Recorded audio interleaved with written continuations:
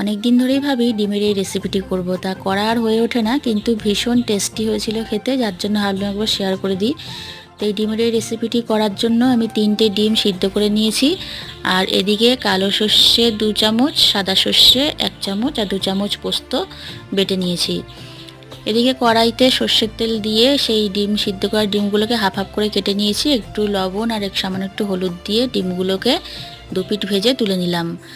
আর ওই তেলেই দিয়ে দিলাম সর্ষে বাটাটা। আর সর্ষে বাটার মধ্যে আমি লবণ আর একটু কাঁচা লঙ্কা দিয়েও বেটে রেখেছিলাম।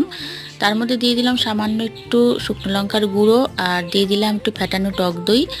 এরপর একটু টেস্ট দেখে সামান্য একটু আমার একটু সামান্য লবণ লেগেছিল, সামান্য লবণ আর সামান্য একটু চিনি দিয়ে দেবো।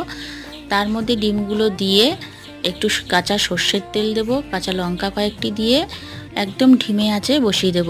গ্রেভিটা একটু ঘন হয়ে আসলে নামিয়ে গরম গরম ভাতের সাথে পরিবেশন করে নেব।